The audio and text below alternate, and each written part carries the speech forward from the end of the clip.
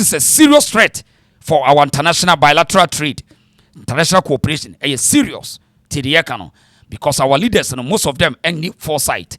Women security conscious. They only react when something's happen. Into both say, or more react. Into see ya you can't say no, or more pretend say, as I feel when we are baby, what you tobo. If you started the economy, what you say, or more the strategy be Pia Bonte. We are make sure say we will make sure say demonstration protest ever continue in the country. Na yebema country no aye na aban na fe wate yanka na waba na wabebusa se adey na yaka kire se papa wada nti te ne koso gawe aida se mubeyi na free kro no ntem munyi ni free country nim because na agenda no odete no or pursue a certain agenda. Now on say omukuta intelligence say Hausa for most of them almost migrating about Ghana. Ena omaka Ghana say ye nuano omo. So almost who say they can also dominate and become another tribe in Ghana. So not just say your tribes no tribalism no will go on and I say a dos anti okutasa ideology and say they will rather come and they also build something. They also build something and one day they can also say they are Ghanaians and you can't do anything. So that's why it's important. Say so many better answer but the intent so we build a Biafra separatists. Normally are fighting Nigeria no dangerous. It is say Oko Hamas Akufoya bukone bit Syria e bit he normally Israel for sa na bekoso. And nkrofo when we nkrofo so a boni emoja mpa wo mutiri so.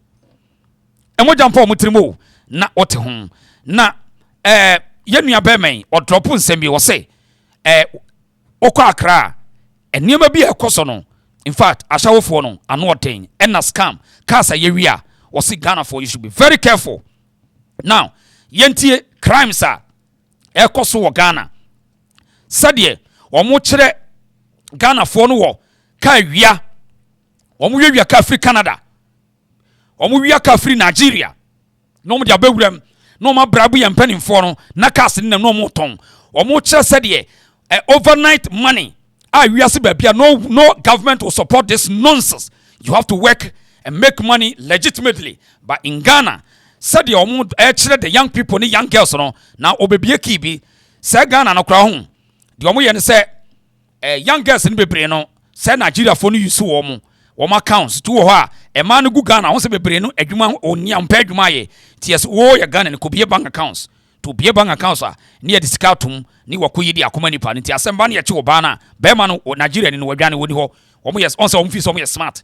So, Bonentino, or maybe so smart. Now, where we also a street and as a guy, or say, Ghana for you very careful, Ewa Nigeria, prostitution, and afe, money laundering, but or yentie, Genu Abema, Yitino. Baby, I may a document never mean to can be brave, but near.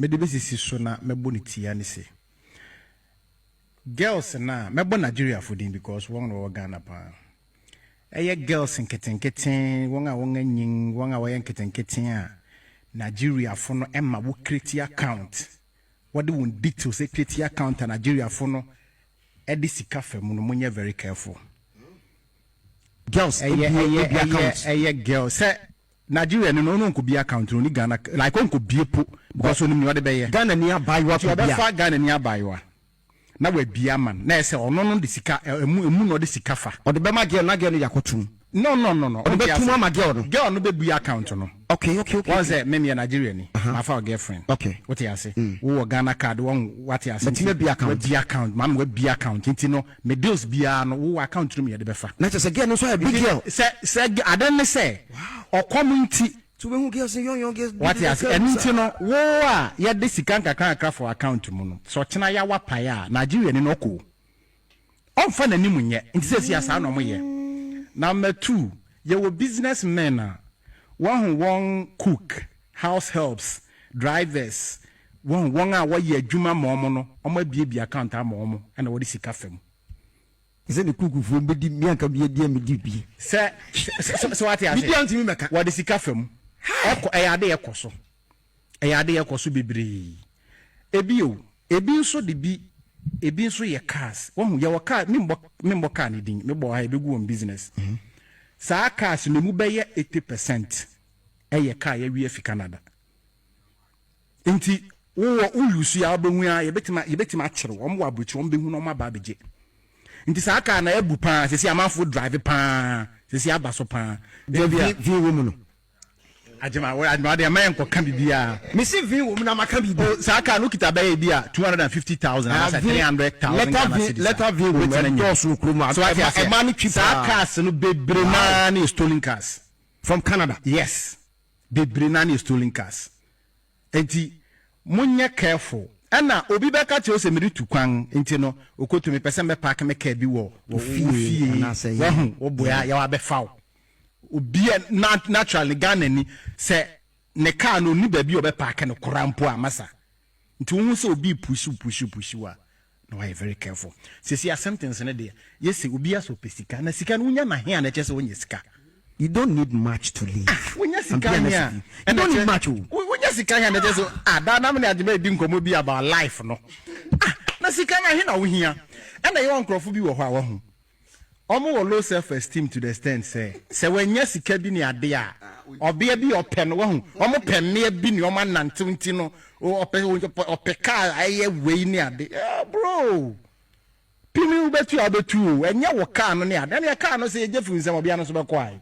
Inti yesere young artist from yesere won say ano ni maboro so no e ya ade amanfo ani rehwe ho nti me mpese obeye victim eno nti na me meti ho ama no car samoto nyina no monye very very careful enye hwe me hu car bi wa yi nti mpacho hwe ma me hwe se price ya he ye betima to stolen car de abre wo Ghana ha ye eye possible nti yesere yen krofu yi ene won a wo show off ne ade ne niama no se sika krampo do wi akrampo se yenye hu dede. Okay, so welcome back again. Now one say wuti asema yenuane kanwa. I mean the crime rate how Nigeria for no Ghana for no omu use Ghana young girls especially in Accra. Now omo do omo create bank accounts e fraud. Scam amount for na ye wi a ye discato accounts I don't know what church me. You so terrible to who young girls ni bi. Ofi say we live a lavish life, but the day be peja no na so be but system no nipa ni be bad penifo ni bi e corporate but before stand ye beto aso no yen kwa akra mra ho na yen hwe work no e be so 26th of July Saturday na yen hwe the preparation so far said isi echo mame kola na so abusia share page na mame na bo bibia ma ne se ode she ba tena say we are here to have a logical reasoning. Kobi net say nyame adom ode she me ho nice one. Yeah, straight away 26th of July dia na be koso e wa Accra. Well me da se papa na mame mfa kwenya we so enchia watiefo. In fact enoma ekoso ehuru kasamo a Nigeria fo no ebinum edie ewo man Ghana mu ni nyina eye Ghana fo animsem dada na ye wo de sheba madawroma modia tudwa ama information no edru babia. In fact eye dodo na enwanwa se aban mu mpanyimfo immigration service Ghana Police Service, Ghana BNI, any other security agencies, into anamobia, ebema timemufo na koma ato mu yem no emphasize asem we ho. Eye nwanwa papa, chere say oman no enam yen constitution so ama asuye bi tumia on hwe nipa so obeba manimu eni nipa ebe free manimu it is nipa boni ni bi eba omanimu na djuma eni adwene potitru dia odibo wura manimu no wa anya ne saa eye migration fo asade se wo hwe na oyi saa nipa no e free omanimu die nti na meka ne sei ye nim bebre se Nigeria fo dodo na ba wura omanimu a eye retailing job ewo constitution mu se wo ye hoho a untimi nye bodwa ahoho nye yi street hawking ahoho nye enso yehwemu a Nigeria for dodo na sa dwumadi no na omudi wo oman Ghana mu ye no ane sei na amen and then mpanimfo aka wona no atum up to date Nigeria for eje Ghana for enwuma nti anoden ye dwene ho bibia bro ye ntiaseɛ ɛso ɛno nti na sabi ye nyina yaka ye ho aboma ya hyehyɛ sɛ yame ya adomo a come 26 deɛ ye bɛyɛ mega walk ɛwɔ Accra na ye de create awareness sisi ye timamufo yi mommo mo ho ban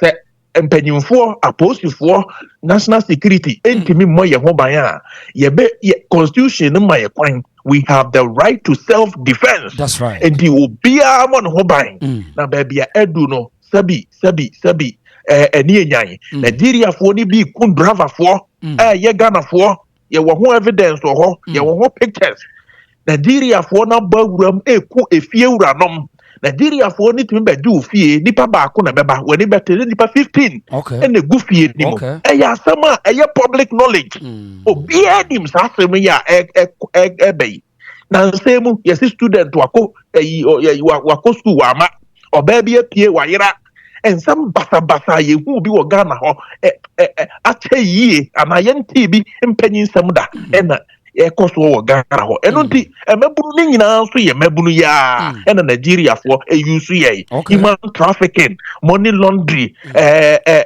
rituals, money rituals, any sex workers are ebua illegal kumasa ne man temu a asawofo ye Nigeria fo a ba sibrai omu bono ho no asefem na wo hwe Ghana Health Service website ya ama HIV AIDS ekuri kosoro e Ghana kurunim na say yanka ye na ye ntim form na ya moto boy na ya so ye ho nsa na ye defend wo my Ghana ansha ye de ani to panyi bi so a ye bedi edokono kwa enu nti na sabi emrante ne mabunu yaka ye ho abom so we nya didi atem enye watimi wakame enye sabi emabone aponti ba eye national peace walk ena ye nyina yeso ye Ghana ni babia ahujim said ye nyina ye ya apomudin no na ye befa so na ye de educate ye befa so na ye de akyerechirem akyere the need ntia esese Ghana ni ba uhwe ohuyie na uhwe sabi ahohowofo no ebia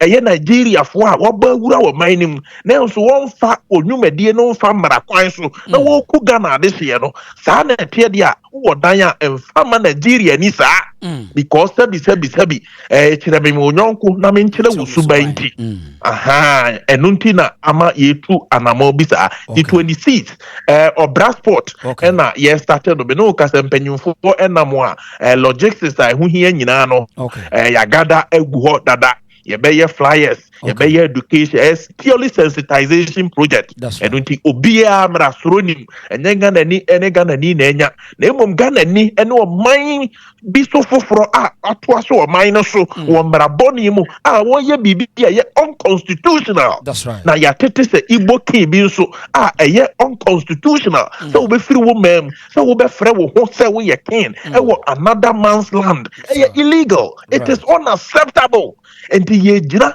na ya fight ya ma we mo sabi ye na nanom fight ma yo enti edru men ne wo so si ebe ye bi ato aso Ghana ye nwom no enu nti ye nyina ya kan ye ho abom se momra na ye nsom na nipa brakofo onkyere damfo na ye nyina ye nka na mpanyimfo nso empe ne pomasi bre okay enti wakasa yi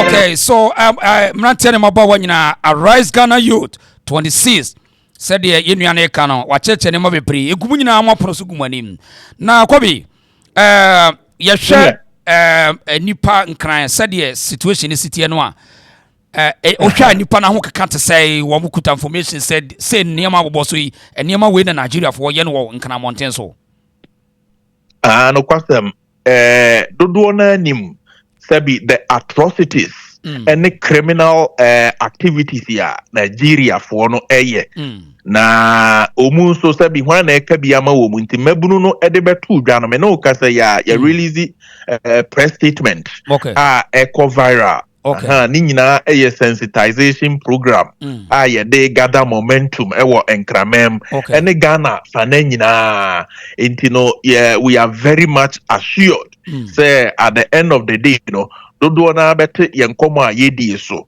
na omu de abodomu na yako agye ye mind defending the country and that protecting the country no eye sovereign right sanity eye constitutional right enti yenye bibia sabi eye bone na ye mfa mra no so nse yensem na yenye bibia bekotia oman no ho do enti na ye twa saasa no enti ye nam yenkofo ye ne ya spend ye sika enye obi na eboa ye sabi abrochifo a contribute oko internet so a omu nyina public outcry no too much and obia so person some because ya say wona eja pade a wode eja wo no nipa bonfo obi firi ne mamu ba befa ohwe a US ayebi UK ayebi adenti na Nigeria fo ko bebia ye pam wo mo say it is about time say ECOWAS ewo ho na ope territorial integrity na asanso ofwa international law so na ono ankasa so believe in diplomacy dia it is about time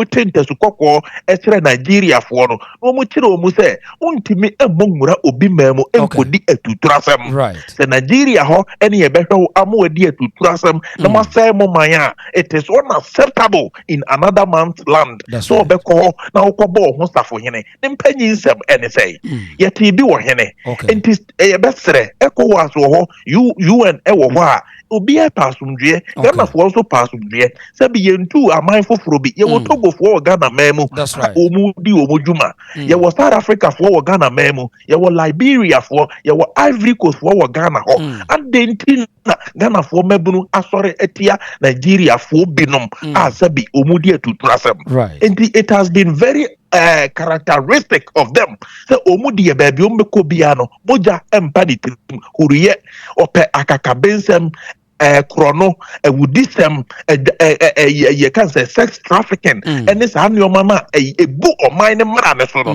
no na Nigeria fo ne ye wo ye mamu ye re ama ye man nsai entetem pansam e kontebete se omu man na atete pansam no asisi omu ani nye omu mamu no omu pese omu tukọ Ghana ene ewiase afade nyina kwotena ho nanso ye gye omu a omu di subambone na ebe cherete mamu fo no we will not going to tolerate that we will defend the sovereignty of the nation Ghana and na ama ye twasa no enti jodifo man nyina atiase guta kra issue statement enti eni guta fo no be kan bom na ya hwe kwan papa ye fa so a ye betimi akoaje ye man se de no medical aka no untimi mogura mu o my Ghana mu emra wo mo untimi nye street hawking untimi enye bodwa adai ne ye jai Nigeria fo nye so mo to ade so criminalities o kwa ade ne ye fake na Nigeria fo de man o kwa ka ne ye bo adai ene ye TMM na ye ntimi ntena ho enti emra na so see nyina ye sorry ne ye pam wo mu nyina samonko krom obia ni wa ekropia ni wa no civilized country will tolerate criminals it is omu ye criminals dia omu ni tafa chaka wo Ghana ho omu ni tafa wo Ghana ho omu ni taka wo Ghana ho omu nko na Ghana ye honto ye mo why de akasa yi enti yenhwe nano ye shase free kumase na ye no ye na police for use strategy nti ho ye say your court case wa ye clear ho ye wi a tie ye me de beto ye nuan manim omo bo bi beboa ye na placards na odniema hodo no ano na ye we no ye say ya krade yi ene me de tu wo manim number bi wo ho a ebi a ye nua bi tiba bi na wontimi mampani se wotwe wankwa yi a na nwoma koso ho we no number bi wo ha ebi a obi pese oba be so boa ebi ansu boa mboto ni monyi we mfaka bibi sa number bi wo ho sa na number there ebi wo ho pa okay sa de make no empanyimfo no agada ye homa ye nyina ya kriti bibi kakra ya dejeje entoboa sabi Ghana fo na enya ena unuan so ba yese odi aja kwa yenya ne kwa iti se wa ba obeso mu no ensuo sem ene sabi bibi obro different snacks ne de ya fato ye ho se ye beboa Ghana fo na ya pebe na ye de ama wo mu se de be ya ubia ho beto no. We are also talking to the health service. Said ye be ya ebenya first aid ewo ho na dwumadie ne koso no bi ho dodo na para bi ni saa ne oma ne de ebetimi dia ma wo mu ama enipa ho ato wo mu na yetimi edi dwumadie no na ayefe enti number no wa ha. Okay, number no wa ha. Number no wa dia bobo ma yetiefo na wo mu obi say MTN mu a wo betimi di so send bibi kakra ba so wo betimi dia bebo mo ho. Me pacho ane pepe. Okay, number no say pacho number no ye 053 597 0576 053 Idia was 053 597 0576 0576 correct. Okay, Idia was near say Idia was one ye Emmanuel Alute. Emmanuel Alute. Bacho ane. Okay. Enti abusiafo a motie me madama sese nano me ye kan yi se ye nuano anka sha se okuma se megidi se niam placas niam ka kro mo ye no matimi di bia abeka mo ho.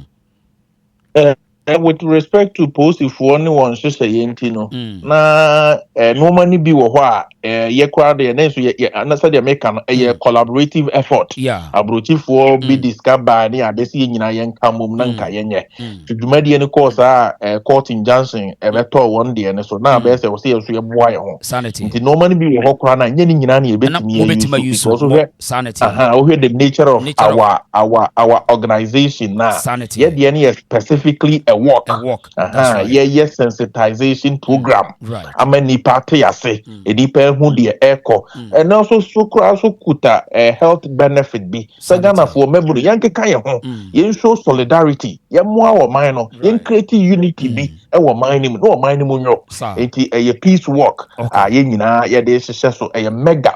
We are see be bia e be hwe ye. Saturday no we are see be stand still. Na obi ade na ne di Ghana for mebru because sabi obofo ene de nam eho apaso enti sanike nti abusiafo am hwe me around the world nipa dodo am hwe nyina no ye di aba ne se ye nuanom e be hyase 26 nti number na oka ye no ma mensi number ne so ma be pa cho Proud Africa ho a wa first tailor ya na mo to comment section ma ye why 053 597 0576 edin ye wo so ye Emmanuel Alote efrupem na wontimi nkone bia pese ene monye 1 cedi bia na mofa ntonsu monye 2 cedi bia eye wankasa wakoma mu asem why nti eno so de no na ye de aboa wo mu na eda memene da wono mu atimi atiasi montene so na nsem ehu hia ye no bigiri se hu hia wo na o maka kobi ene de me de si a ye be din komo a cheche mu akosi se da memene da beduru ho why eti wo final message bia o pese o de ma yenu anu wa ma no ne around the world fa mo na mentie wa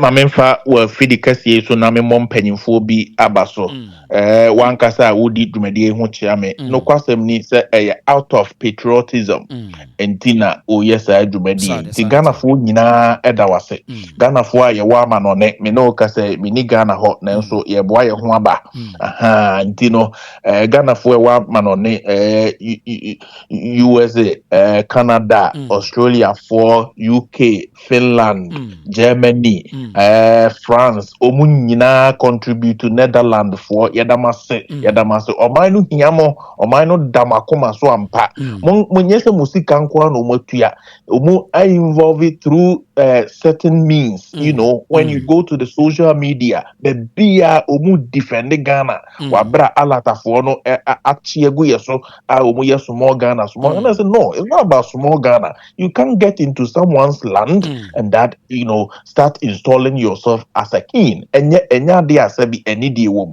ya cheche ye nuanom alatafo no emumu atiase ama bi start kura condemn sa Igbo ke no enti de meto akoso aka ne se ye nuanom Ghana fo ma mo wa kwantu mama ba mu kakra ne mpeso a mode aba no Ghana fo wo fie no e de bedi dwuma no ama ye enti yesere obia on the date no 26th that faithful day no ye best stress obia mokoko oba wo afade aba ne nye kokko ne bra na eye ni breda eye ni die so da because it's a turning point.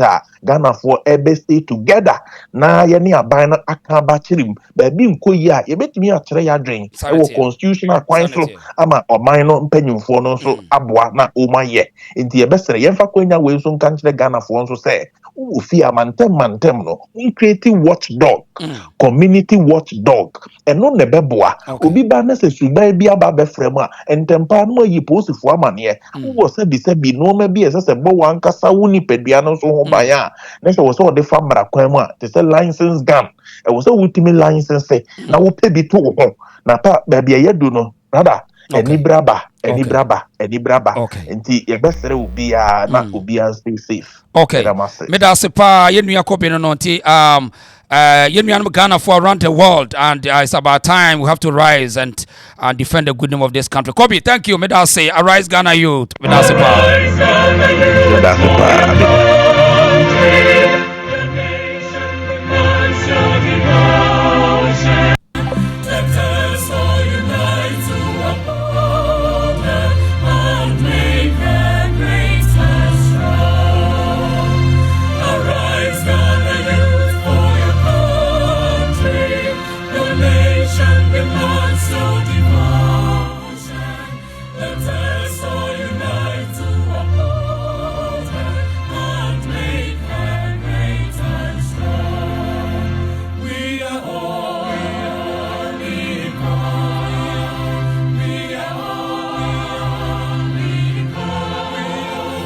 we are all involved in making motherland. We are all involved. We are all involved. We are all involved and make our motherland. It's a great time. Welcome to the Reason Show. I was here for your Tasami and Taripa. Yenta Nigeria Nipia. It's about time we, the people of this country, we must rise and defend the good name of this country and defend our sovereignty without any apology. Why not so one today and I say any woman ni enchiri from odeshe ba. I was said yet and I had the Reason Show more kwapa. Nti number in a dasono the TN say you open the opesa with me aboa so ho aha nti momo number ni wo de wetin bia one city class monye so ho me wa ha say me monitor mo den de omo ye bia me ni tuam me nsa dim abibia me ka ho bi ye no mo yedi omo achi wo say ye yom kakra the region bia no ye eno anso wa frɛ me why wo de region bia na wa ye ready no me ye kwan bia be fa so ye be bo ho dawuro why anti ye ene ye du akra eti minimum nyina na ye join wo why eti wo mo number ni 053 597 0576 edin wo so Emmanuel Alote eti wa wo hu ni yeso na waka akire afei enema ejina so ma Ghanaians are waking up, rising up and do this march and walk gantua walk no ye nante wo de na ye nante why enye bibia enye problem why eti kidnapping open prostitution ashawa wiakete Nigeria for na ye robbing chronobo drugs enrobone radio ni nyina no egukronum sex trafficking sesama young girls near do Ghana and afi enipakum me no kase sisi let away efri Ghana police service hwade omakwa sisi enra tema ho shoot out pawo shoot out amenipa miansa police for na bo mutu police for no ese ka keto komuku wo mu police for na e kan we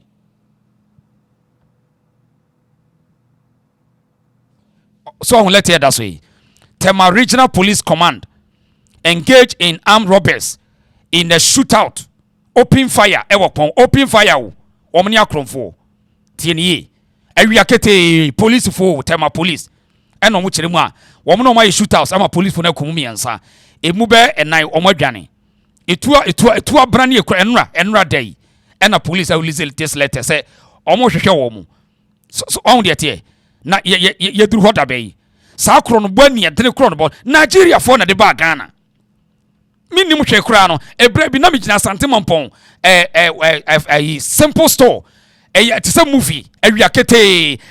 Say the last 15 years ago, say 20 years ago. Ewiakete Igbo for akoko for nko atentia gramo. Omuku police for nko ase and 9.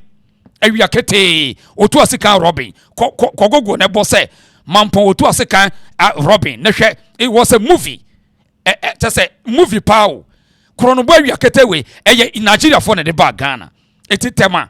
And no police for no shoot out. Pay. Now we have to pay. Now police for not to pay. Or any pamian sakrana nine. And the police for no. One more to air bomb moment and abaso say. Or my team a protect to my life. Kayasaka crofoni kuomo. Shansama police for naturally. Julia trans why? Now for any to a binus so. What a trans for any to a binus why? I it will be do dokonoka. Obianta ubia. It let us encourage the people to have this conversation everywhere, every household. Talk to the people. Can you fear for Nkasa? Tidia canon. So what for biti fear? No disi can you brechi? No was some Japadia the man Nigeria for one drain. Tidia canon. What for biti fear? No was some Japadia si can you bre or benya si kakoma guess young guess no bottom power shele bottom power shele and I could say bottom power and could see the Kokra be bottom power every day bottom power shele. When I go I saw some guy now. Or when that be on person manage. Now when I must bet me the Muja Ajima among out to Amankora. Mubwa. One bow. A beer bottom power and qua. It is how. Who for bit is to the Sunta Sukoko. One hard gendo. Hard gendo. So science assassin in the Maho. Oko can you brain or peck crabby so? And anyone who bury ye. Oh yeah. Whoa, won't you may I'll show you up. Eununa. Wawa. Una kwa eve edie amu tese wo mu huna ne asa edie he de wa gokoda na etwo esa na yaseso no wo gedi disa miamia ho amu adwe too much but for be hard your country mu dodo aso mo mfa hwe ho de omu ni man se ade bia se na efa wo mo ho ene wo be reactive wo be reactive tactics edie no Ubo so be kwa busu afie bi opani bi waje ginama ye bawe wo ye nyina no wahwe wa hyemediu enika ketekete ne wani wo de apia yi ase ono nko na empanifo bi ha twemi se du na dwopa na kohwe empanifo ni bia ho chese wo do nima ne young girls no ade enya lie girls young girl lie enya lie eto ma yam nkoda ya suru sei Ghana for girls ya suru brutal sugar daddy adwen ko ena girls yi nyina da ne sugar daddy for girls. Mami bini ni kuna brebe de 50 years. Na young girls do o much na embema ne hard trend to. Ye na no embema ni be hard too much. O ma hard. Ede no. O ma se sagasi na go mo sesi kan ma get. What Tony na busu anja pade no o ne girls the editor hotel. No mo da swimming pool mo. We panifo we mo. O go kan no mo dwa. Mo me anua o.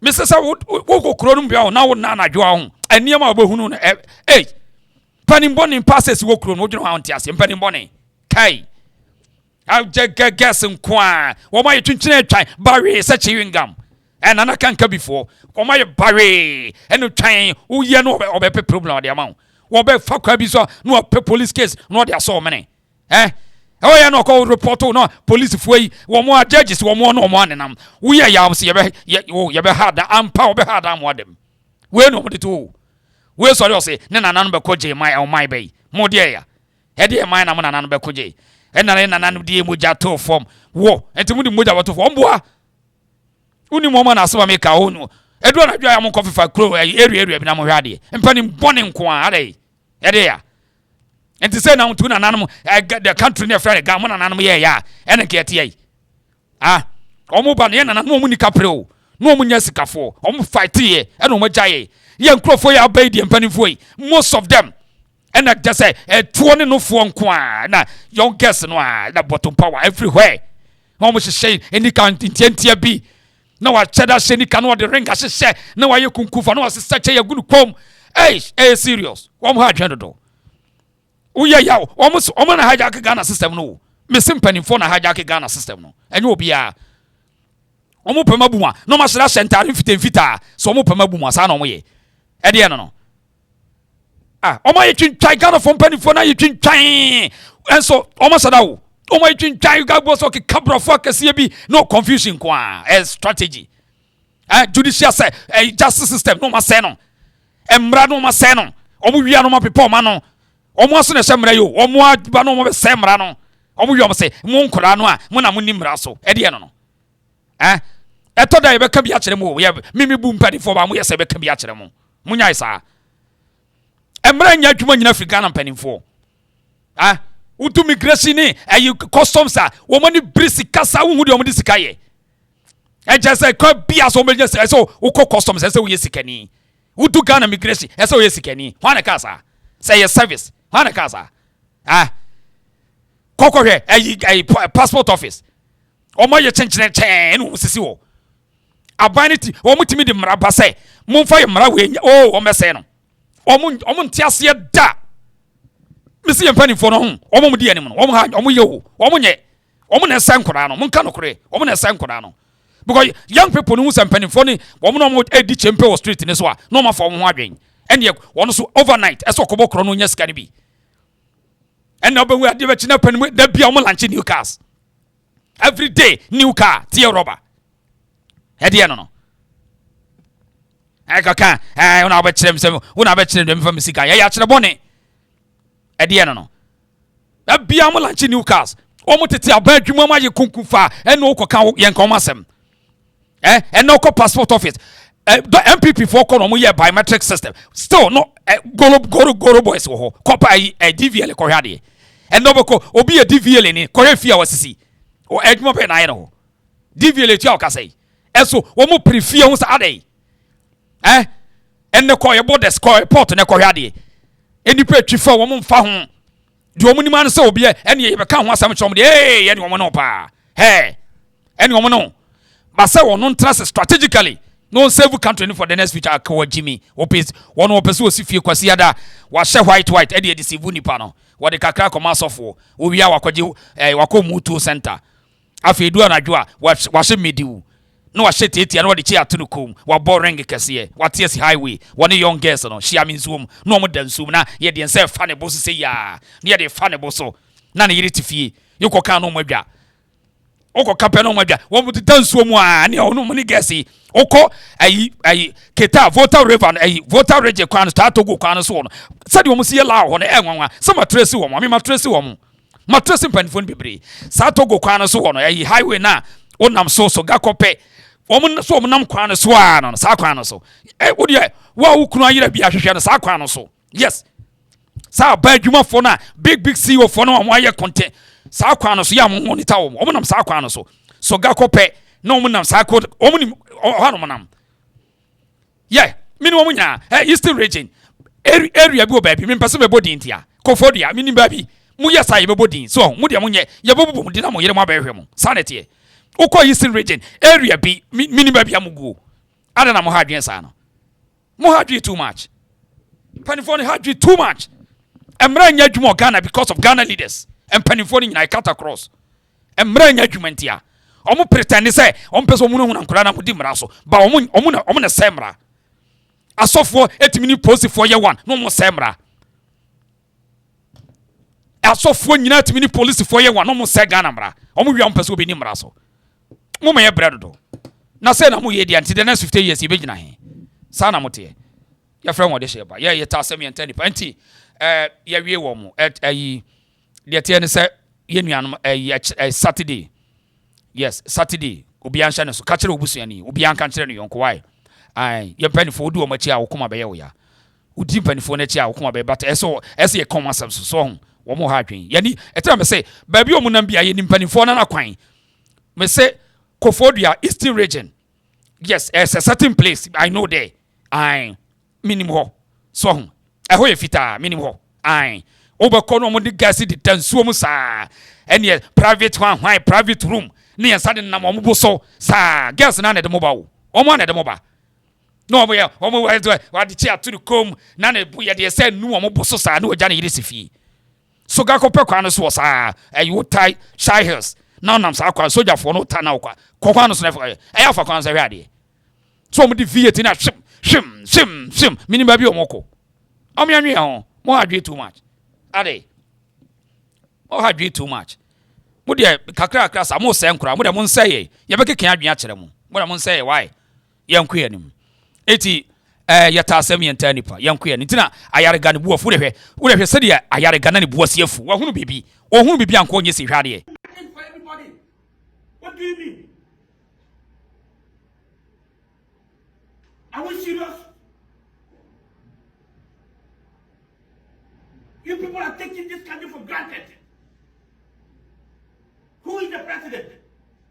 Is the president serious? Do you know you are ruling a country or you think you are ruling a bamboo tree? 30 million Ghanaians, you're joking with their lives. Come on.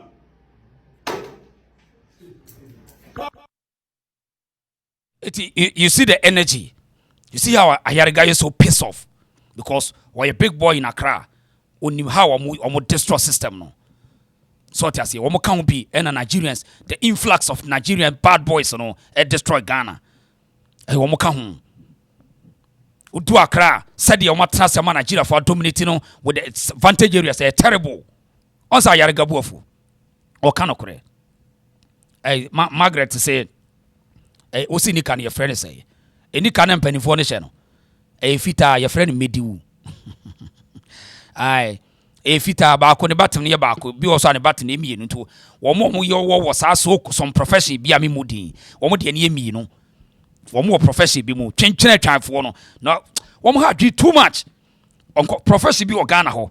Wo mo de no batem ne mienu. Wo se wo minimum nyina. Eti ne de ba ko ne bonanim ena de ne de mienu ne bo ne nchemu sei eye teamwork eye code minimum nyina mo me anwe ho e de ya pani fo am ba chira pa mo chira pa ma boys nkoda nyina da ne sikani brefo overnight money makers are they eti Hassan Yarega wo hunu bibi man ade a wo ye no me hwe ne din sa stay enya because of me for political iron no and found such interest why president answer on your press but we hunu bibi into the all can it okay and fan say man sumuna so the all can in went say we twa so president na the next day I be kra BBS na we free we asia into the all can say uti and yet to be so ba be president ya we hunu bibi Hassan Yarega have seen something about these Nigerians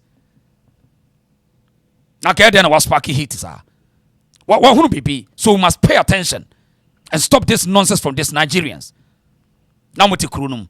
Hwade enu na obi ka kire me say sa Nigerian ni guy or ye some rituals hwe ono no to obi krom abie website and it new page so what boba onu twa moja nyina gu so this country a foreigner ono esi boba etwa moja nyina gu so. Look at this. This is the guy you sit there unconcerned. You sit there unconcerned. Omono etimi ye bibi te said or no as a or born herself for him. Who are we? Ah? Oh no. Oh no. Or no to me esibo ba twa moja nyina guso. Obato mana so besenemo. What is this? Ah, what is this? And na me search ade. Hwade. Wo no what obi kromo. Or not to me bow crew say or no Igbo culture and culture and we are warning him say on Nimna September Odiopa on try no one sa a young festival near Radi Odiopa on try in Radi Sim Huaqua Ade yet one am cofoy say near to us near home near to us Bia timinka ne etona enkofo no wo mu ade ompe bia no moye na togwe sese togwe su oso wate asem ni bi togwe sese yentie togwe wo se de eto kwan akọ obi maso na wo ohoho no wakoye kina na se wakoye ohini kese ewo kro no so afita momo wu mementi bida na mehu bi nso da onu beye sumankwa hini ana oba besum ye nananom a na se ahemfo na ewo Ghana no onu ba besum na afi onu mu akoye kina ye ba besum onu ana se Ghana ba besum no onu ba besi ni kuro ewo Ghana mu no eya asefim na omunsu yesuro won afititi na eba ne den na omukuro mu de omuntimi ntina ho ama na ya kin wo ho na wetimi anya ekwan abedu Ghana a wabeto asase a oba abesi ni kuro na ekuro nsu yesi kuro wo kuro mu ana so togwe busa umpeni for ma ya togwe ya da asese odo anu ato asemu ebi ekina ye be shada aba wasem no togwe once obusa ensema ankora ne busa no na obusa yo togwe nti once wo age mate for no ye to ma se yenye yi o da yentie togwe bi o yentie togwe bi o se asem na dru voter region cho a dru voter region cho efo maida cho me trust wo mo rof se a dru voter region ai nti ye nkakra ye yentie togwe bi o atukwan akọ obi maso na wo ohoho no wakoye kin anase wakoye ohini kese ewo kro no so afita mo wu meminti bida na menhu bi nso da onu beye sumankwa hini ana oba abesum ye nananom a anase ahemfo na ewo Ghana no onu ba abesum mo na afi onu mu akoye kin a ye ba abesum onu anase Ghana ba abesum no onu ba abesi ni kro ewo Ghana mu no eya asefim na omunsu yesuro won afititi na eba ne den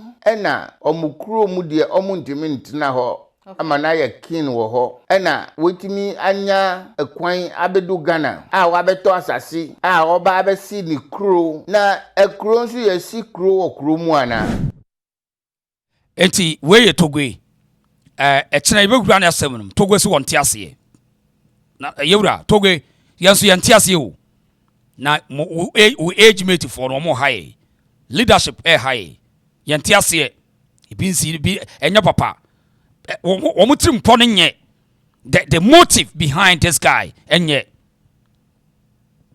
a guy near friend Eze Chukedo no was scamming Ghana for and no was so wenye ken and so was the Eze na Eze na se chere say ken into wo fully mo this guy is fully Ghanaian leaders so what I say also we Eze we create Eze in Ghana ni page ni website and we portray everything pictures we try na wadi go Eze was Eze Igbo Ghana.org and wo ye sa no wo chiawa no wo twa de akoto ho no wo de kire ne nkrofo nti ayarga so wo de scamming ne nkrofo ne wabru kire and na diaspora really nti togwe ye ntiase we don't understand this guy.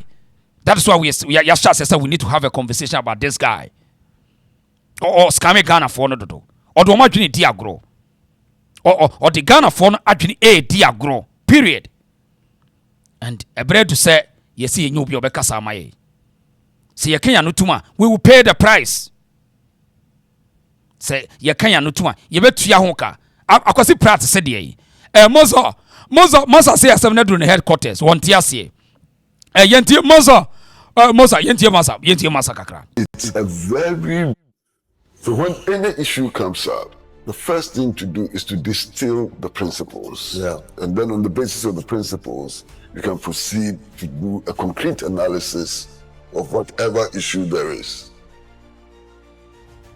Now, one,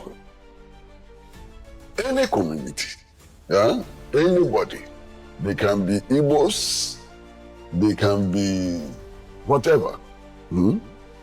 If they go into another community and decide to create an enclave for themselves, what are the principles involved? First, it is clear that they want to live by themselves and not fully integrate into the community that they have gone into. This will seriously suggest clannishness. Emphasis on ethnicity, or what some people call tribalism and so on. It is negative. It's negative, yeah. It is negative. These are the practices which lead to nepotic behavior. You understand? We speak the same language, we have the same culture, and therefore we ought to help each other against others who do not speak our language and others who do not have our culture and so on. This is the problem. You understand? It's a huge problem. And especially for those of us who believe that ultimately we ought to build Pan-African unity. this madness, absolute madness of creating clannish societies, of creating societies, communities which are based on language identity and so on, is clearly unacceptable. And it does not matter whether it is Igbos or Fantis or Nzemas or whatever. The inability to move out of our ethnic enclaves into the broader community and relate with people as human beings rather than kinsmen and so on is a huge problem. It is not just a problem for Ghana, it's a problem for everywhere in the world. Okay, eti where Maza, senior, Maza, or say a madness. It's unacceptable for you to come say you don't want to integrate with the system, but you rather want to create a nepotism, tribalism. That's Akosi Pratt, senior journalist, senior propagandist for NDC, CPP. It doesn't make sense, and it will never make sense. So warrior, and Igbo for say, oh, we Igbos, everywhere we go, this is what we do. This is what we do. This is what we do. You have to do what the country want, not what you want. This is terrible. Eti Akosi Pratt say assemble do headquarters or say a nonsense, a madness for a Nigerian to come to Ghana. Say me a Igbo ni, now I want to build a community for myself and my people. Or say terrible. And the dangerous part, and they say to get an Igbo president in Nigeria. Why don't you go to Nigeria and fight for them? Interesting. Now, and you know, where you also for your friend Prophet Nana Kwatin. Or say, wahunu bibi yempeni for ne yadibi. Tie this also for we. But next time, mubeti ye. Me the 2023. Na a D revelation ye deep na me the 2 sentim paying phone so sabe na ban for na wo ho. Na me catch the one. One would the apie 2023 to 2024. 2020 1 year pepe 1 year 6 months.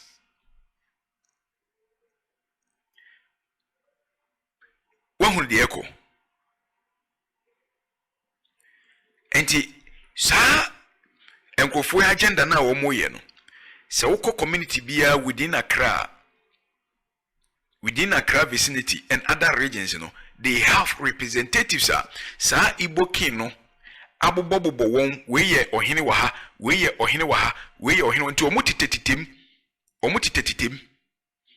nti agiko ha omo nipa waha omo nipa wa.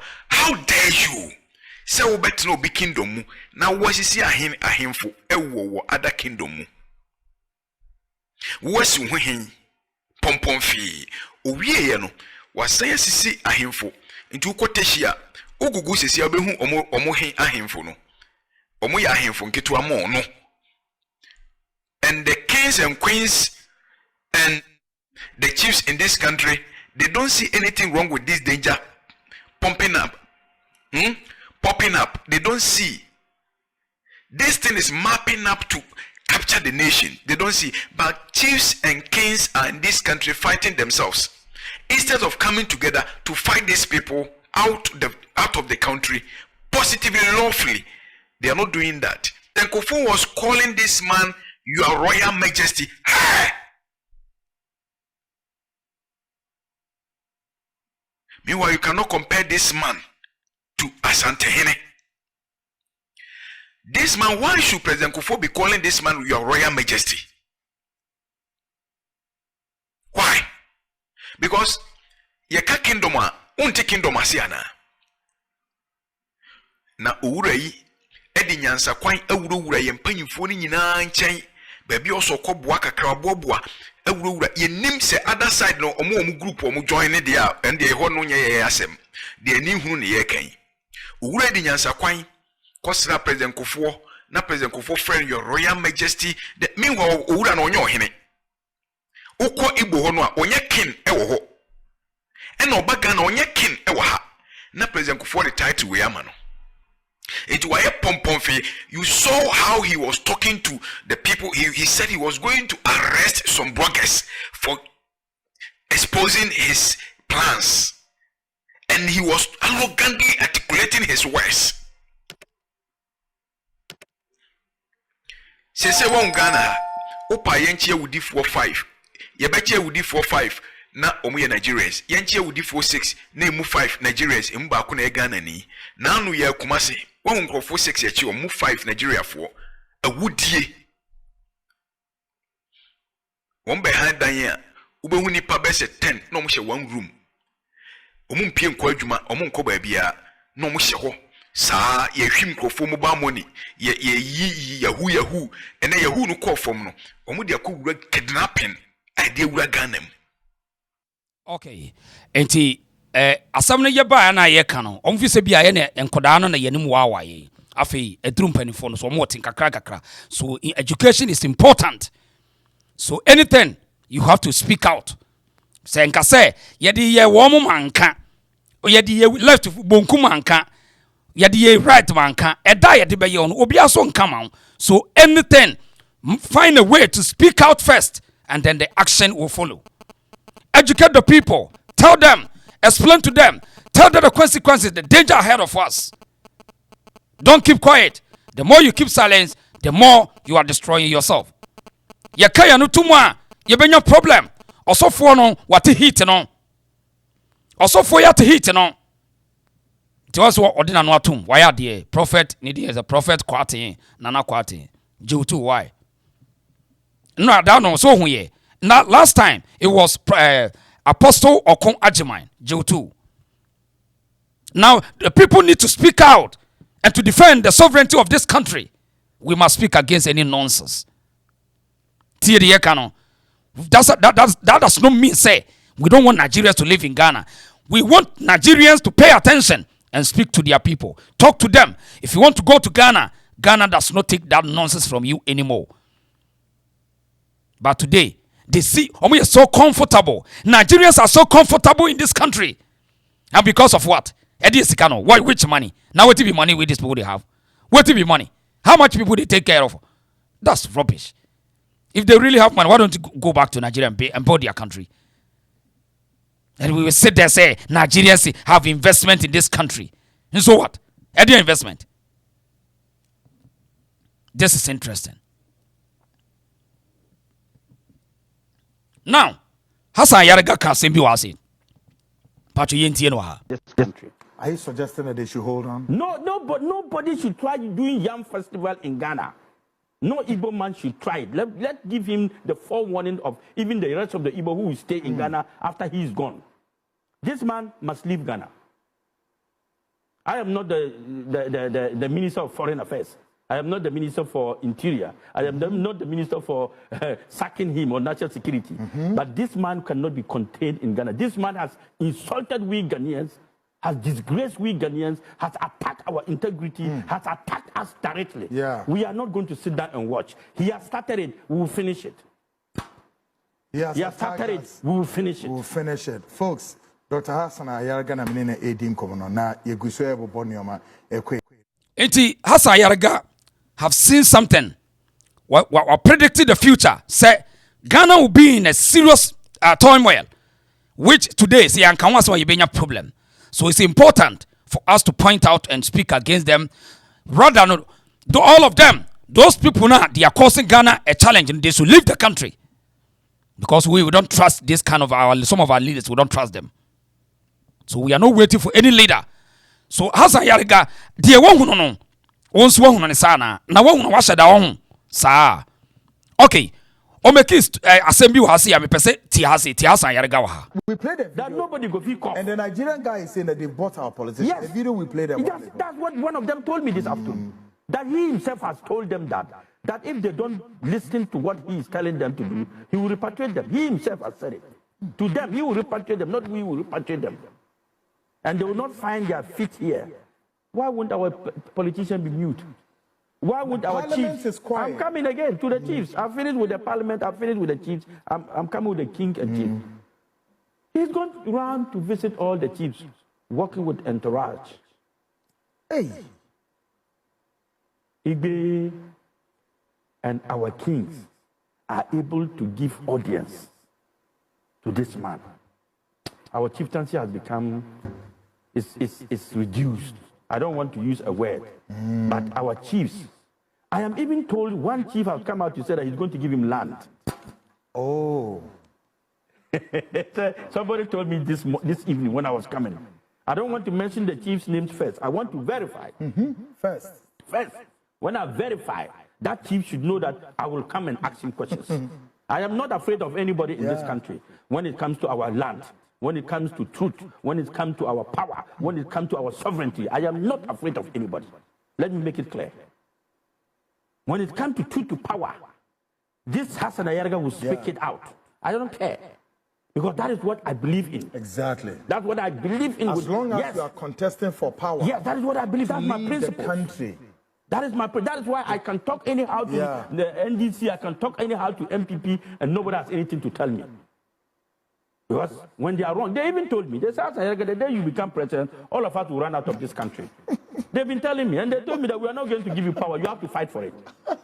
Not NDC, no, all NDC and MPP, all. Or maybe you go in a collaboration or something. They said, the day you become president, all of us will run out of this country. I said, why? He said, we know you come after us. They know it. They know who will come after them. Because, you see, why is Ghana not growing? Why is Ghana so poor? Ghana is poor because we have given all our resources to foreigners. Our gold is in the hands of the foreigners. Mining is in the banking. Everywhere is that. Who are we then? 21st century slaves. 21st century slaves. Your children, my great-grandchildren are going to be slaves. What do you show? Asam na oka no ho. Se ombie wasum e country no ma won tiase. Obeka so there be hwe all our vantage areas and foreigners in dominate. And I'll show you some video here from Asante Mem. Hwe omanum baby ye important bia no foreigners are taking over. Why na dem awo? It's because of the same leadership. Because we think so shallow say it seems say foreigner na ebe ye wi. Why na ka kire o? Onya sika no apake no de ko or call the ninu abeba or be build the environment ebe situ ono nko a. It can't win take Shadia India for dominate to Ghana. They paid India community. They work for Indians. Onya sika no de asesano de ko no krum. Chinese are dominating. Europeans in America say yanka. Eti dia ina yawo dia say Nigeria so say Nigeria so dominating. Omoje sa. Nanya no nko a. Hwe I have a video. Where ye Osantema Ura. Where you 247 Krobia Yura Unyankwada na enanon ena woni Asantema kan se hia. Your resources o make statement. Pacha wo de tie. Asema yarege ka no. This is Asantehene. Yura onkwaso. O say adentine ye japade no. Yasesa nyina na de ama ahoho. Oso wonte ase. Na dia na mema yewura akasa because of the political class na nananuma yedin asem oda bia meka na mebuofu political class nananuma yedin no musro wo mo eti hwan ne beka so Asante hina nka hwan ne beka bi wono nkwa ne bitima kasa asem no obi anka no ma yedin yenti Asante hina wa ha eti se wo offense was as so a wo ye hunu o ni ene na eka wo hifa as so a ni ehunu ni ene ki basa no a be kwa traditional council wanya bi ye oba nso wanya bi na royalty na ye den equity na wo mu a wo so nya na da ho afebo ma mo dididie no royalty na ye ni abra ye ka ho eti politician no ayedai wa cheda creative brofo say royalty and na ye 1%.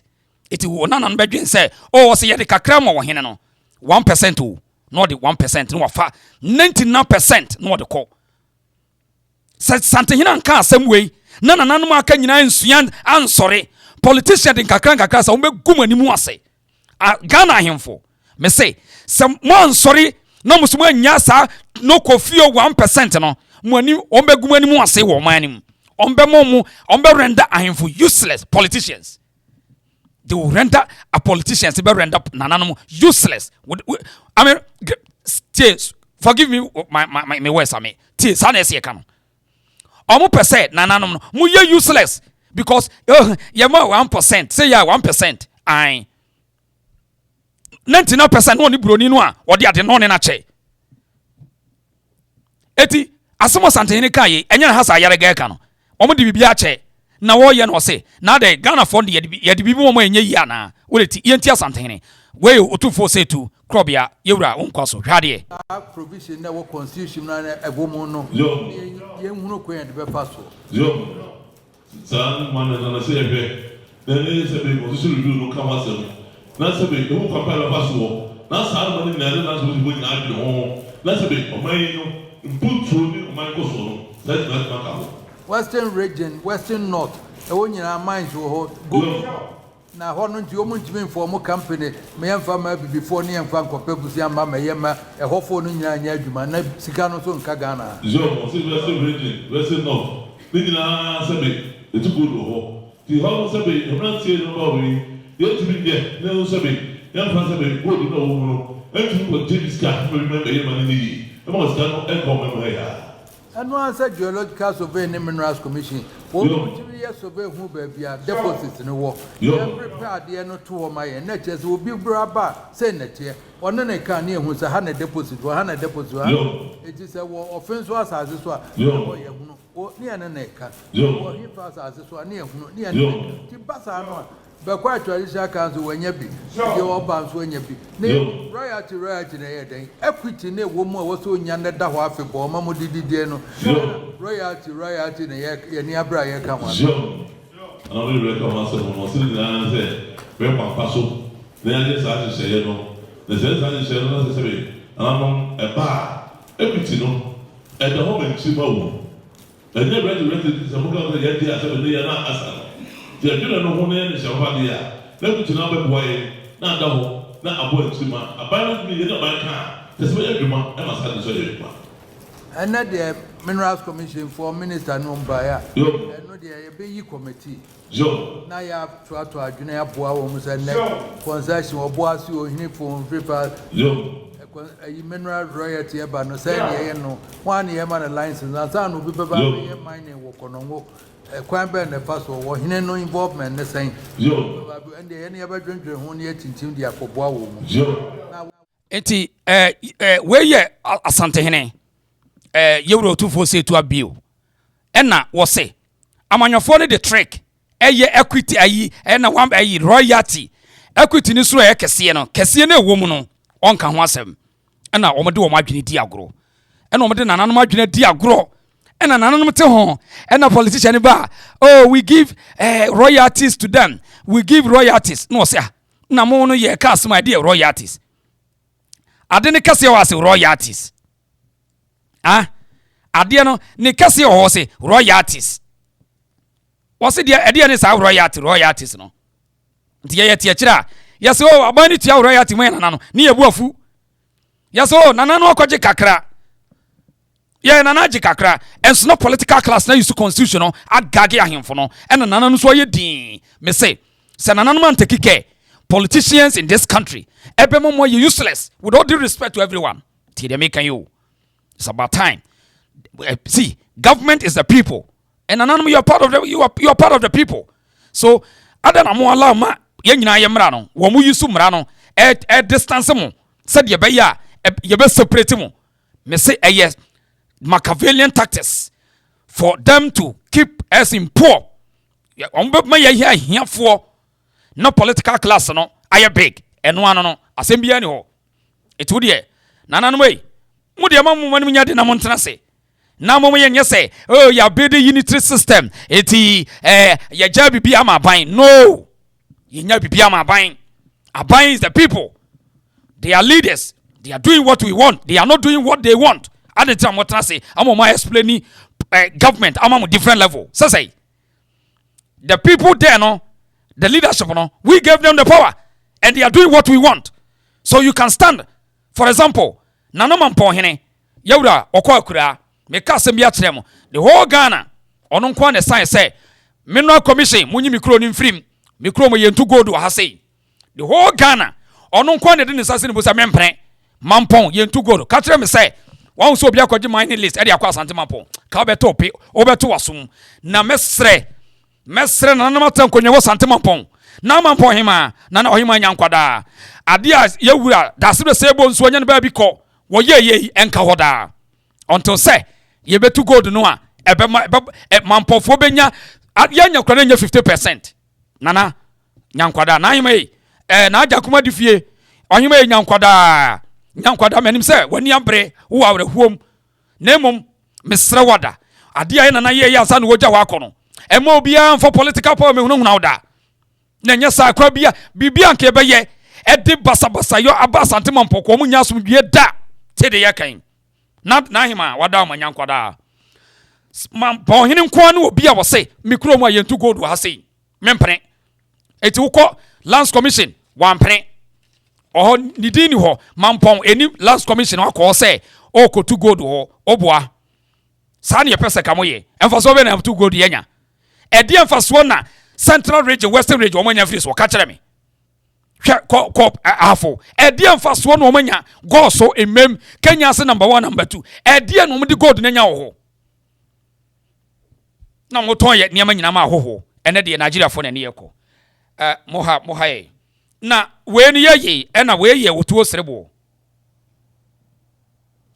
we eye da sebre tuo serebo enkomo aye de ye na sai na no mo tiri nyina wo wo sai wate se Igbo king bi kura chekere kingdom na agro kwanso ene wo ka asem we wotuo serebo adwaben hwade ye omo proposals I can tell you. So begin Johnny attempted to the attempted. Now the formulation what kind of manner?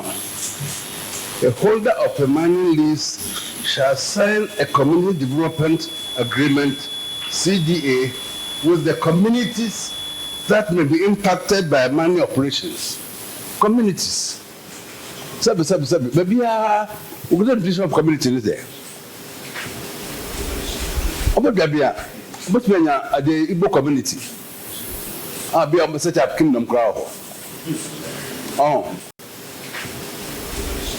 about Gabia, but when you are the Igbo community, I'll be on the set up kingdom crowd. Oh, and eti where you otuo serebo da sebre otuo serebo. Hwe maka kira mo se ye nanan wo ho de ekoso bia omo yawe eti wote se da sebre smartly intelligently wate de ekoso wo se wo ye na sa asem wo ka ne kurom asem no wo se it might be say Igbo community betumi abetena ne kurom adwaben na omo be set a kingdom a strategy. This is otuo serebo da sebre otuo serebo wonim de wo ka na sa one yet smart I want to the all patch na say yenu abibisa glory Igwe was say just curious does the whole Ghana speaks the same dialect and most of Ghanaians speaks a similar or popular dialect. Why? Most of us eti way o to serebo wo de enti bi say oni wate de ekoso pa wate de ekoso no ti ha sei omo proposals I can tell you. So begin Johnny attempted to the attempted. Now the formulation what kind of manner? A holder of a mining lease shall sign a community development agreement CDA with the communities that may be impacted by mining operations. Communities. Maybe we don't vision of community there. About Gabia, but when you are the Igbo community, I'll be on the set up kingdom crowd. Okay, eti Yura, that's a sable, that's a otuo serebo, Jabe Mahine, and now strategically, or say, any the amuye, any cry, you find a say Motuana, any Igbo community, almost say, Orbitimo, or set a kingdom. Aye, Grade Jabenya kingdom, your kingdom, Yaba Copewa Santimem, a Asante kingdom. Na Otwa, you see, Ubi Ibu ni say, Waba build the Igbo kingdom. Enye kumasi ya hon. Enya Santimem, aye, you can't do that in Asantimem. Because in Asantimem, in the Asante kingdom, we have only one kingdom, which is Asante kingdom. So no any other person can build a kingdom within the Asante kingdom. That person must pack your things and leave. So it's a word of caution, but it has happened in Ghana. Right. I had the reason so the point is that and come on, Nigerians, feel say they are taking over in this country. It is a this guy, sa eze chuke duya, on say odinkomobi say, no, etimia take over most places. Ude tia say, ude tia kasabia no kano atia. And when they don't know under me different local governments. Yes, And over 2 million Igbos. Ghana, I am I into trading in Ghana. And we other people not entrepreneurs. No, why also other Nigerians so quite deep on to banking and different other areas of business life. Okay, so I say over 2 million Igbos, no, Oma take over in the entrepreneurs, other businesses, banking. So this guy have intentions. Say Igbos take over. So they are working out to make sure say all the vantage areas are Ghana for no they are taking over. And you go to the grounds and no man Nigeria for no feel say omo entitled. That is what this guy say. Or build a kingdom. Because he's not thinking about Nigerians as a populace or thinking about Igbos. All because of Biafra agenda. All because of Biafra agenda. Do not allow anyone to lie to you. Biafra, people of Biafra, you see indigenous people of Biafra. It's an Igbo man. A Nipano leader or ye Igbo man. Sort as here. And or activist. This guy, or as I say, Biafra a separatist or animu. Namdi as Kano. Only this guy. This is the guy. Say facing a treason charges in Nigeria. So this is a Chikedu way or pursue agenda. And Ghana security services must pay attention. Ghana security services, national security must pay attention with this current video. This video your intentions. Do not allow this man's con man strategy to convince you. Because the man has lied. Live on TV. Said he is not a king. This man lied on TV. Ghana for say he is not a king. But here, no catch him say he is a king. TRC. Then 2012, then I accepted it. Okay. To be the first ever Igbo diaspora king in Ghana, and to God be the glory, I was made the Igbo throne in Ghana. The Igbo king in Ghana. Now, so Igbo for him. Okay, so Onuankasa from his own mouth say, Ono waye occupied Igbo throne and Igbo what? Igbo king. But some other day, just yesterday, Tiahase was one king. Or you confer yourself to be a king? I'm not a king. Okay. I am Ezigbo Ghana. Or you confer yourself to be a king? I'm not a king. Okay. I am Ezigbo Ghana, the chief of Igbo community in Ghana, the leader of Igbo community in our culture and tradition. Right. So in Nigeria, when you say Eze, it means a king. So this guy still manipulate the minds of weak journalists, weak presenters, which they can't question him or they can't have any critical mindset to do research and find out say, what is the meaning of Eze? Or because of say, we have weak presenters and weak journalists, especially TV3. Na seka ofesi mi 101. Anka me funny video na ma cheso won chirim.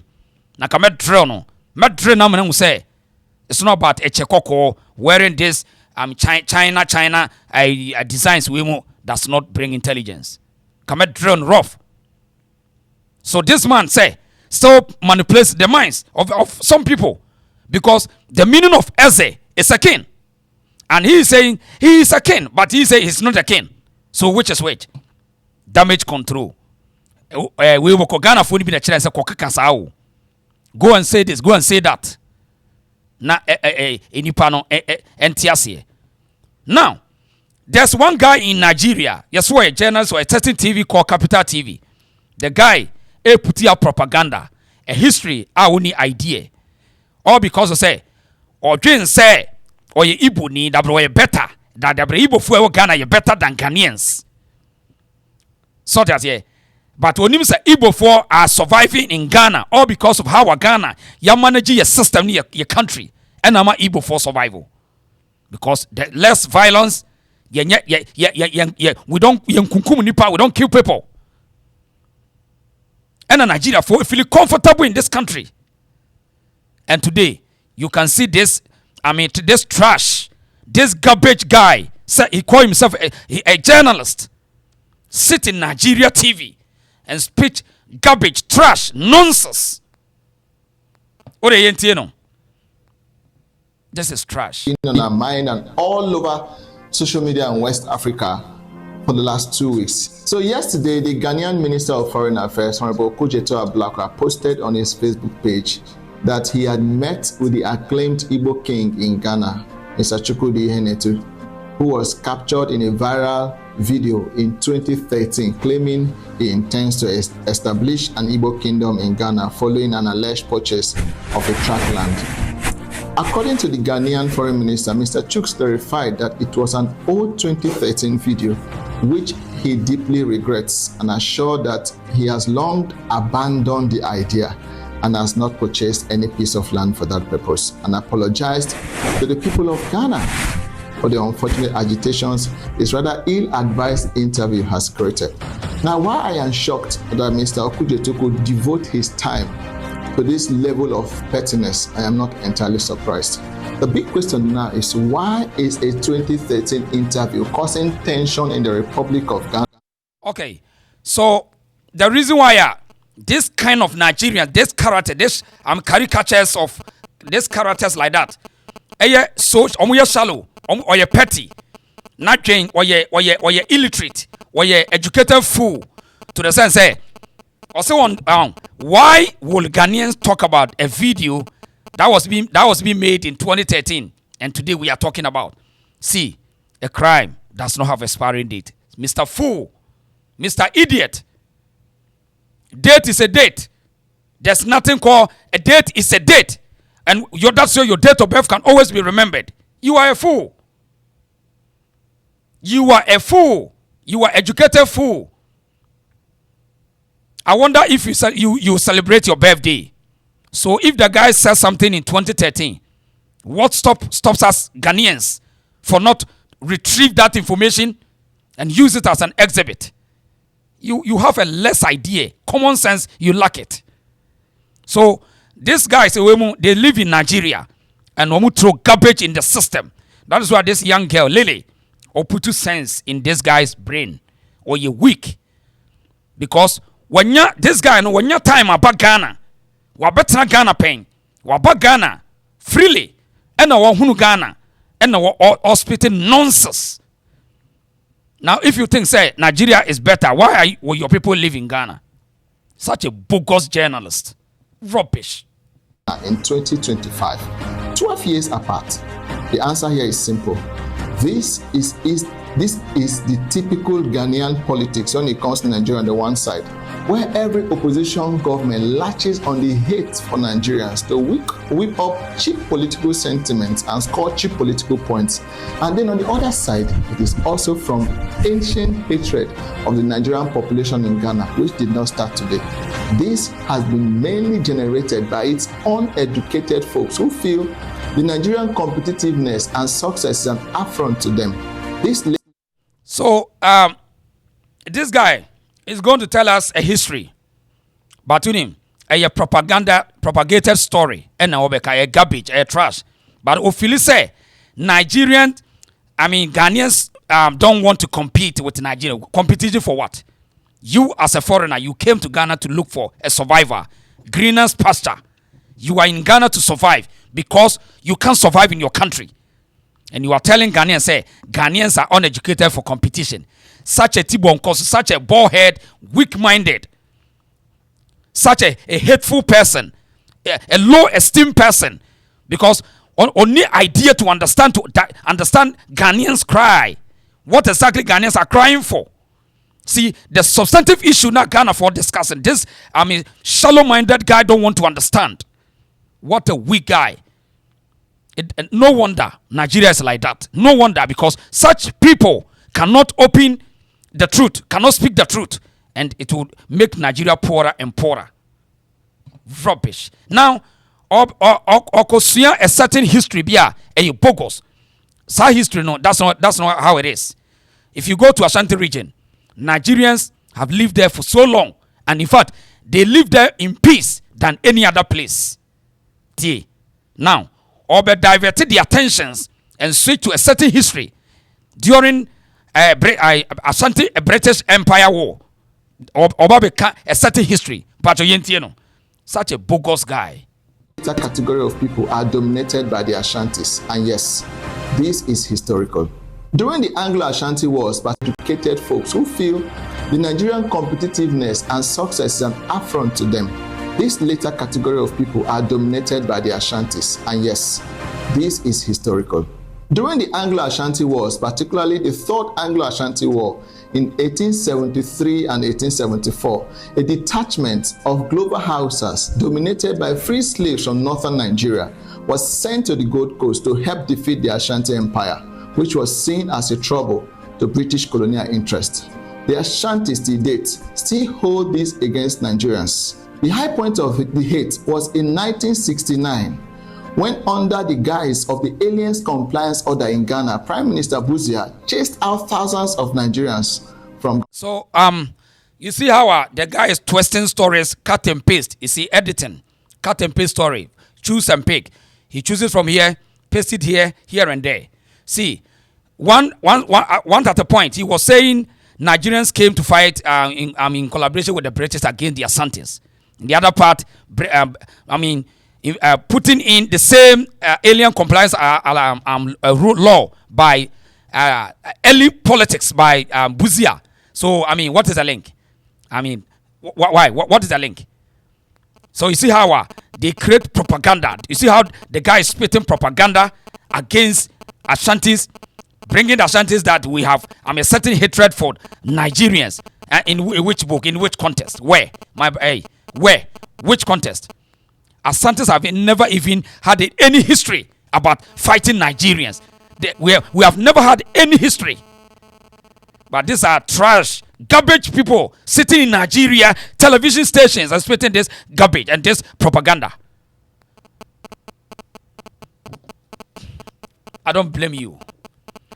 So now, alien compliance law also misinterpreted, because the reason for Buzia to do that is not what the guy is talking about. It has something different. It was a people, Nigerian foreigners. Even it's not about Nigerians. It was foreigners to abide by rules and regulations in Ghana that time. It's not about Nigerians to live. It was rather Nigerians refuse to follow the alien compliance law by Buzia's administration. It was not targeted Nigerians to leave the country. No. It was a timeline. They gave a timeline for Nigerians, for all foreigners to follow. But Nigerians refuse to follow the rules and regulations. And in other sense, if really this guy have intelligence, when a society want to, flourish, what do? We need to follow rules and regulations. So it doesn't matter who you are. So when they said follow rules, as Nigerians always don't want to follow rules, that is why Nigeria is always deteriorating. Because Nigerians don't want to follow rules and regulations. That is why when they come to your country, they destroy your country. Because they don't want to follow rules and regulations. Oh, you're terrible. This guy, you're terrible. Now, ni bullshit ne kakrani entwaso. And forcibly took their properties in Lagos town, which is now renamed as Newtown. If you go there today, this evidence is there.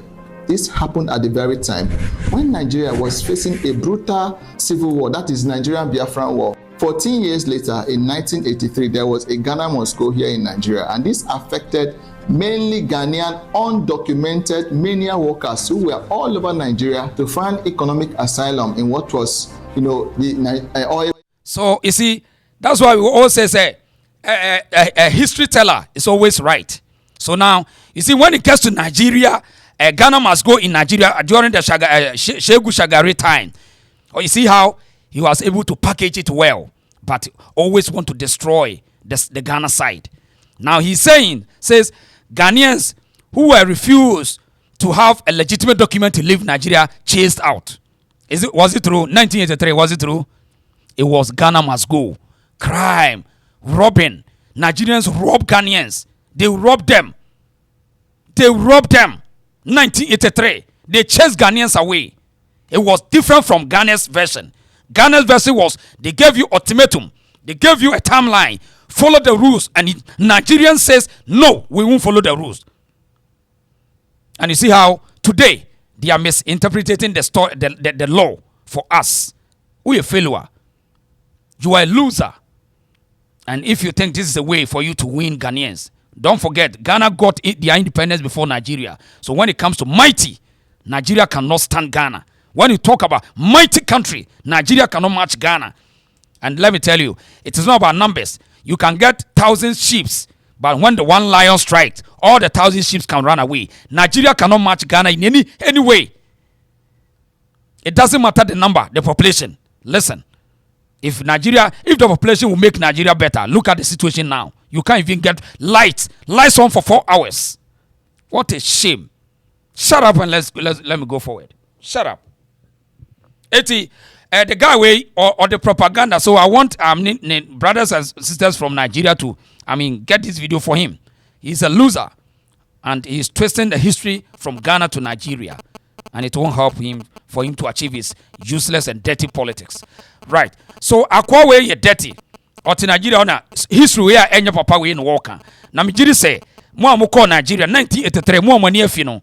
Ye say undocumented people na Shegu Shagaria sawan okan or the pamo Ghana for na krono a Nigeria for Ghana for maybe a phone line na watch it yentie no na yemi phone line boom under Shagari.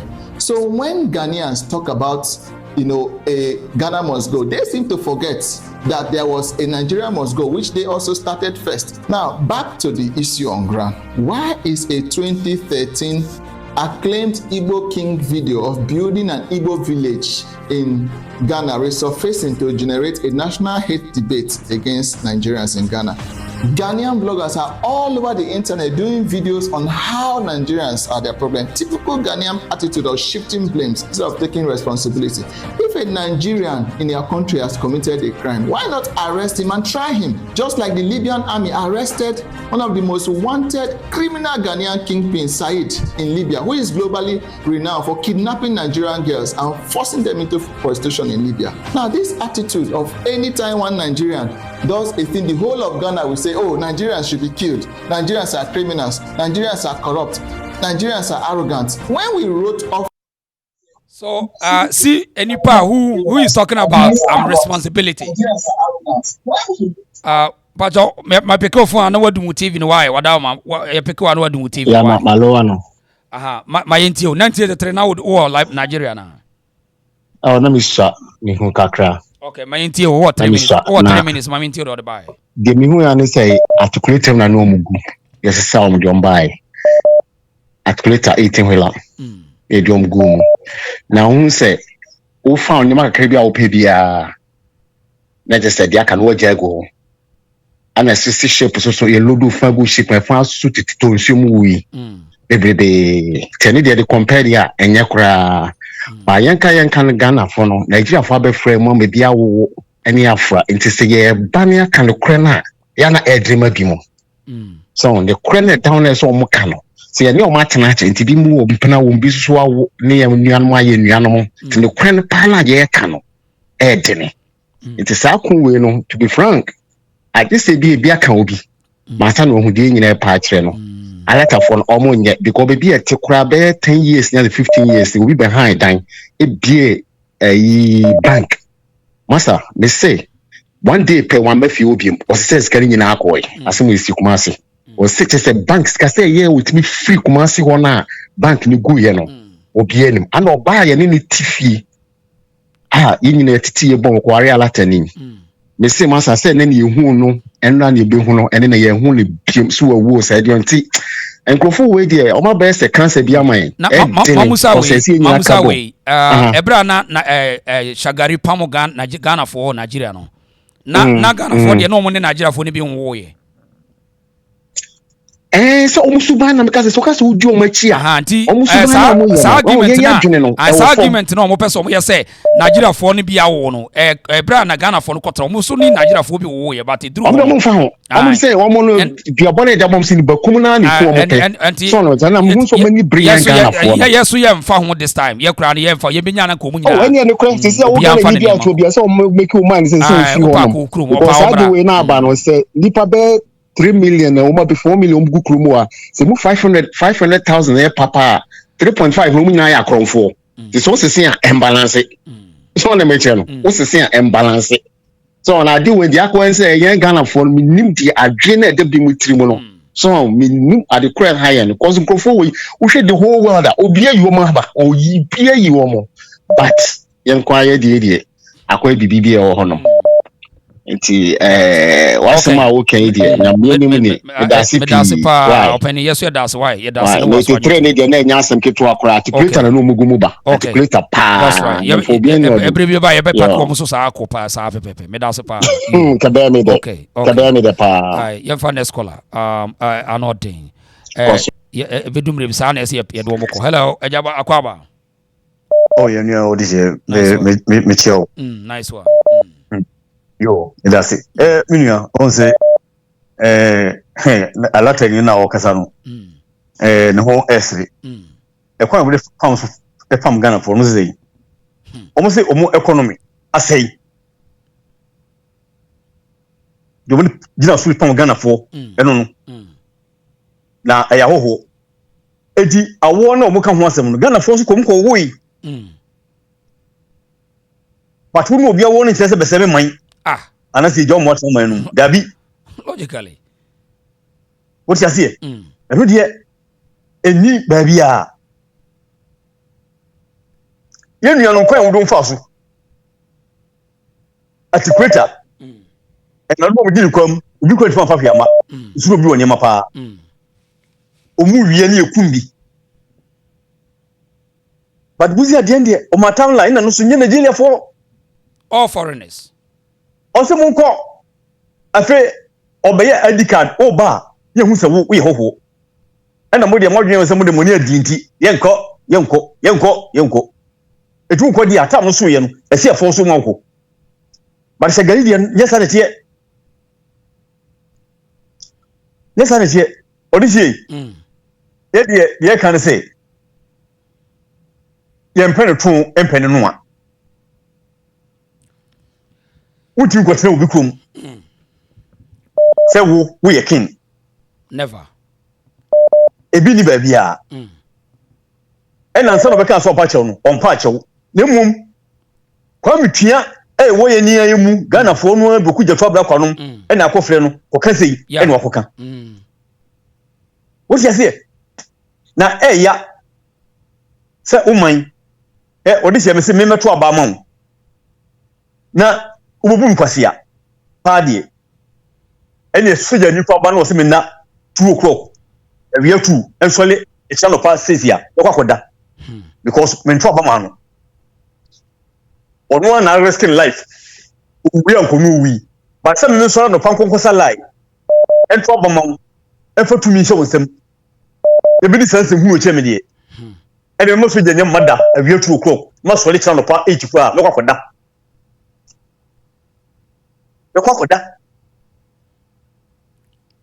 on se na no be kan sem bi say demonstration no mam na nkoso no eye ekwa animu a nipa beti ni mase say eye bi na afi voter region ohini eti wakasa no yeah ohini no tia wakasa no di kromfo no omunde omuso bete say kromfo no betu ebe free ho afro ka ko ba bi akokasa munte di aba no so koka sesa eti on se na no be ka cho say ade bi boni mu no odi se na ni yimu demonstration mam na ankoso no ebedu tamu a 26 ni bedu no na nipa bi no anantie no mate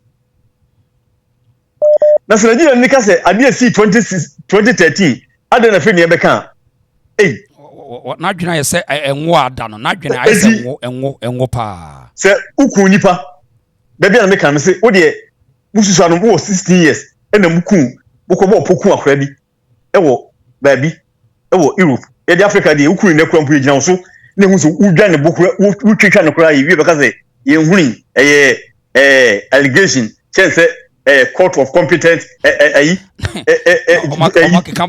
brofo tantanta no mo de ato ho ya ka sɛ mu opa mu 16 years no kum obi mu mo ponkum obi mu ankasa madamfo nya 20 years ya hu na 90 years okɔpo man nante wɔ Europe ano afɛ ga be confess sɛ 70 years atwa mu no nipa so asi eku no temu ha akora bi wɔ yira he no yɛ nia sɛ saa dan na wɔnyɛ 90 years no dan no na wɔ court time aso ebedi wasɛm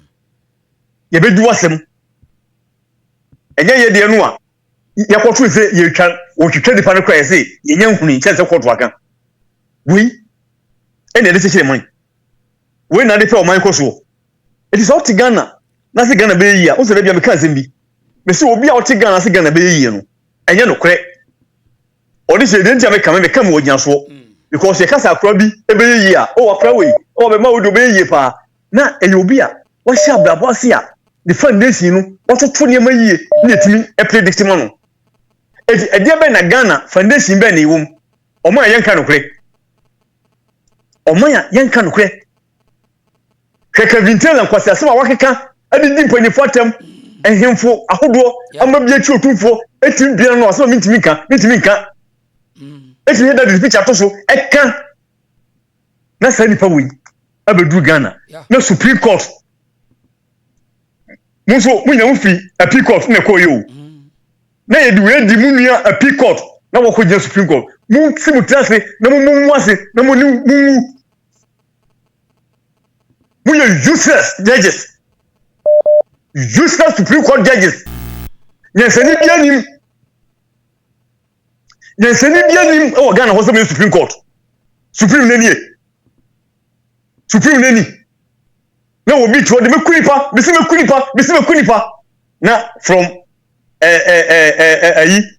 ofin ya difi ayi promoting na koye appeal court judge high court or if high court to call appeal court high court to appeal court judge be kunipa o de se me na me ti Ghana na me se me kunipa o de se kan kure nkasamri me na mo e ka me na mo enti o man na o se be yi no enie enti se sei Kevin Taylor di atem afọ ne ho di enti tena o ma kan ni atem se ka Ghana yo man a ewo dachi a okugya trouble akwa ene o ma yemo position si ti se Sam George no ni ofusu kwa chirum ka wonum bia ni ko binya tumi adie because ensem ma kan nya ye nkontompo eti ansa na ka binya position no unsem bia kan ye no famu nukura to ho ne ehwe wantimi a on deserve obi odi tro ye fa tumi ma no aso ye di tumi ma no etichina why na emeka nyansasem ye ntia so oman eyeye da no eyeye because nya me ma no me beka se oman be yeye no na be mu oman be yeye na mum oman no ne ye a ye kwa anim no e na kire oman no nka nkro we jimini we timi di mpani fotem obi a papa dan kwa wotim abubu o papa dan ya wotim ankasa abubu wo timi di otum fotem wo jimini tizei anka wo kwa mansia kema prapra ho da mansia aprapra kema pra ho da but broni jimini fobi abefa wo yakotena America a wotifie ehwe nkra so na otwe eyesnen no didi atem o Ghana na wo yaba na ya bon ho ban na Supreme Court judge akugina wo say ya boss na to agu o ma ya de ya minchira mu na sa mo nwene se ye ku mu nua binum ye nku nti no wo say enye wa but eda ho twemu okay muni nyansa ekanye say beka sa tiamo nanso so no eduro bi ese kasa tia mu wo ti ase ya ese so man na ti mu no o ko hye police echi a e so kan kwasasem na kuri papro bo a mo fa ho di o de se bi twa to no e na no o mo kontrol ba wo abekumai ya hu nipa bi no mu a ya bo babasia ene organizer ama bi no mu so asa be gina video mu aka se akwati a ye ko no ye be katachi nya no ye bi bi be se ye Jawo. Hello. Hello. Nila natiko. Okay, nila natiko. Nila natiko. Hello, DJ. Aha, jawo ho. Anwo. Yeah. Mi chat wo no. Yo. Na send for prayer aka say. Ake hwehwe okatachie ni abronje. Na yeko akwachie yebebo nipa tuo akunipa ho ya nchi no dabi matese se MPP ni akoka se waso daye na nipa wuo akotia wei yesi ya che no yakoche no na oman wei na me ka che wo se enye yi a na ojimati politician enye yi da o de se medasi ya da se pa Pacho I facilitate say mo like video no my obi yes sir boko there yeah wode mame ka asem ba ko onse man ya bo yidin okujeto din okujeto na sese ya sa modwiase omusi ampro etetere no na mawo me first born etetere Nigeria for